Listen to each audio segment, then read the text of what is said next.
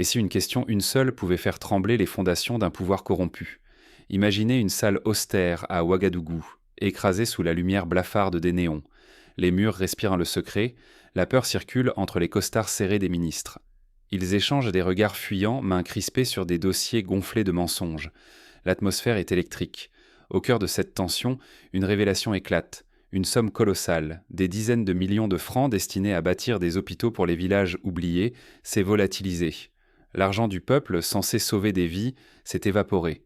Les chantiers dorment à ciel ouvert, les enfants tombent malades faute de soins.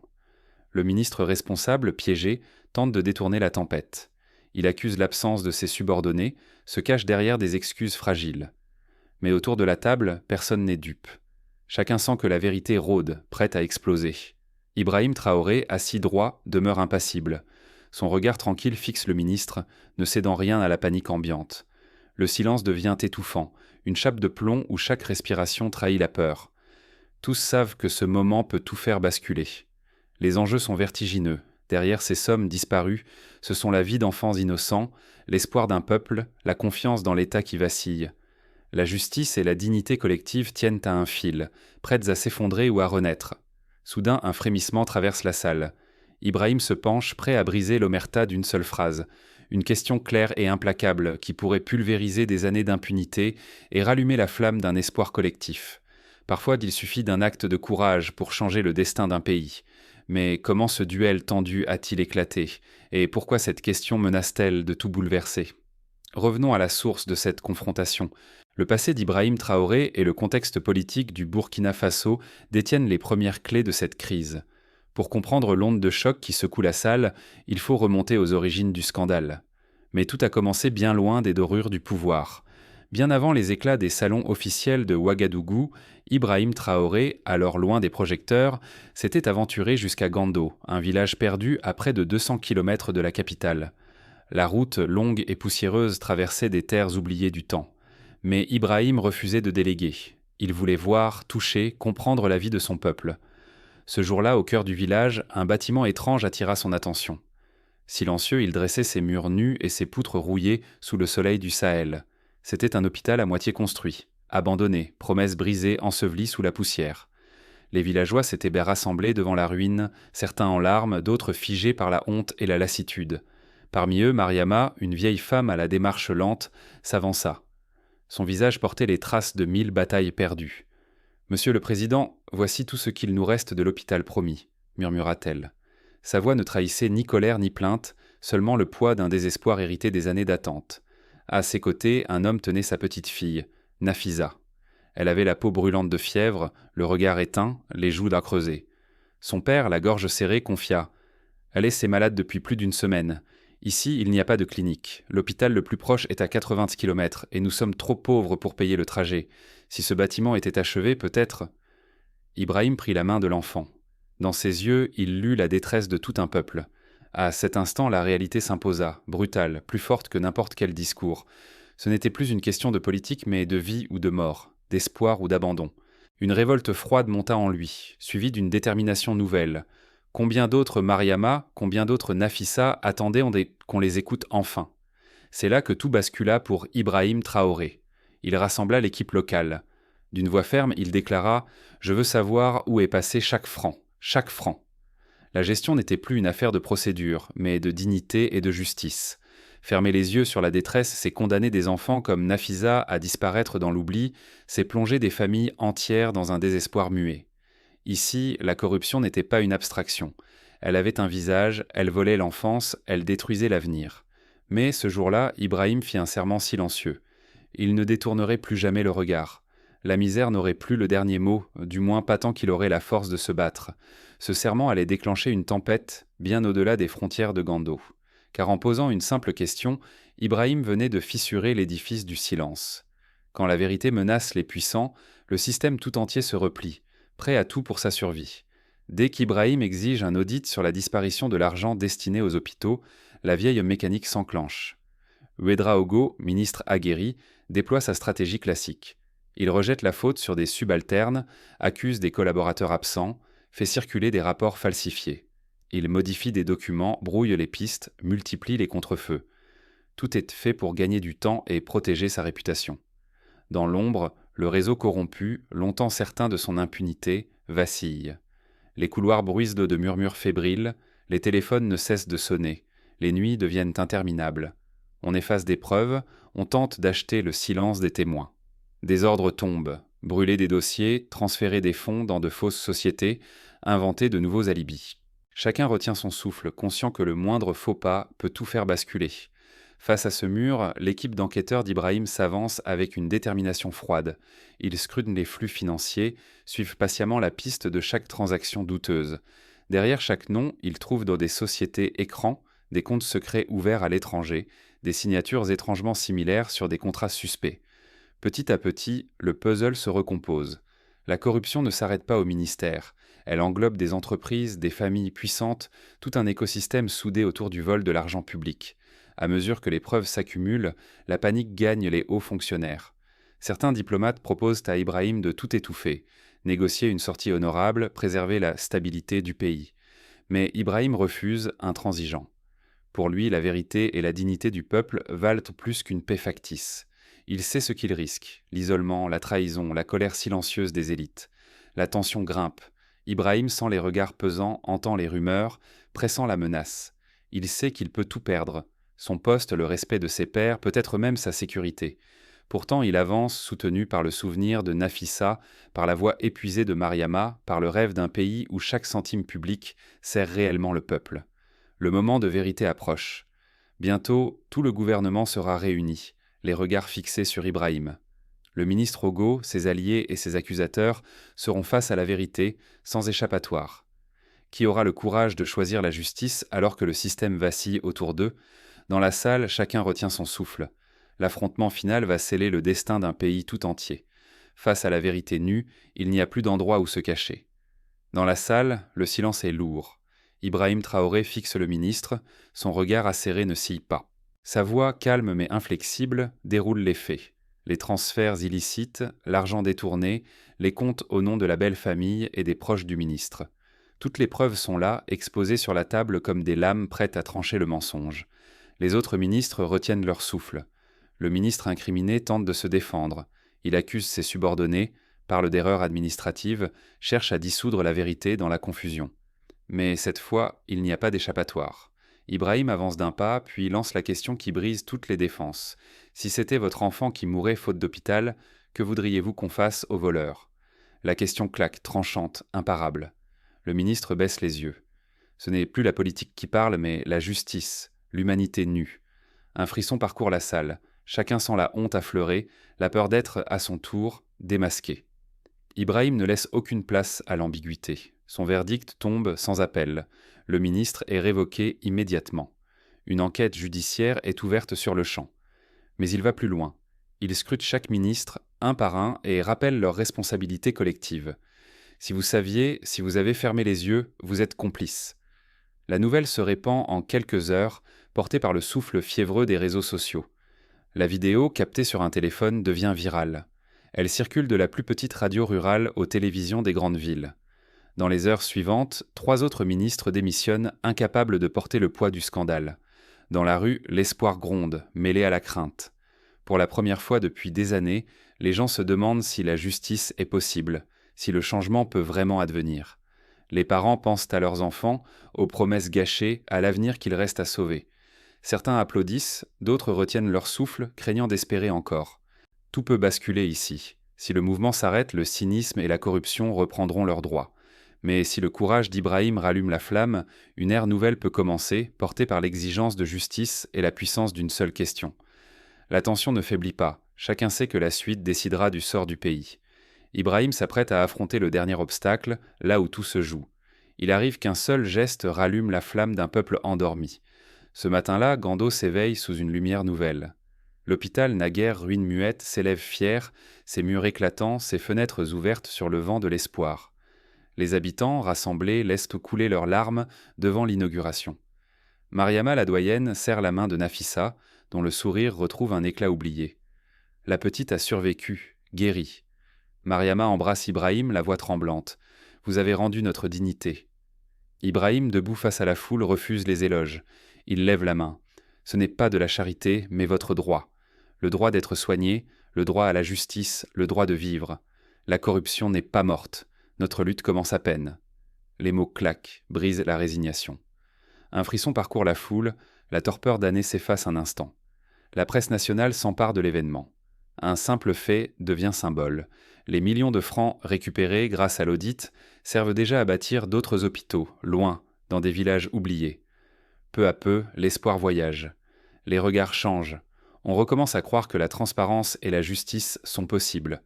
Les fonctionnaires hésitent à piller, sentant que désormais le peuple regarde.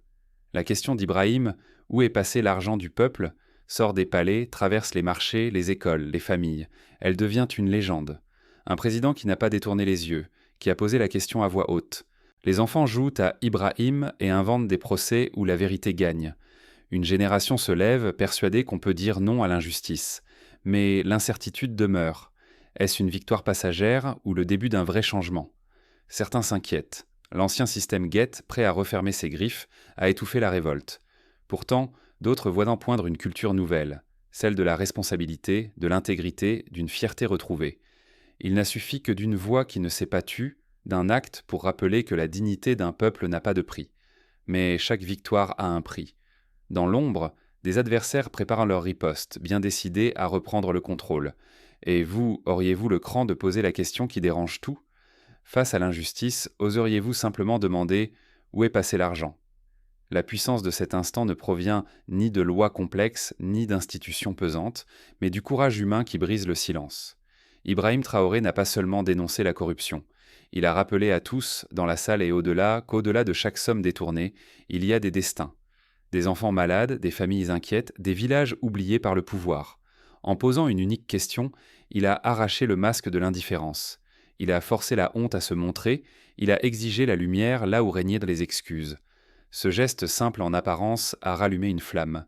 Celle de l'intégrité, celle du refus de détourner le regard. Ne rien faire, c'est consentir à l'installation du mensonge. Se résigner, c'est permettre à l'injustice de s'ancrer et à la vie de perdre sa valeur.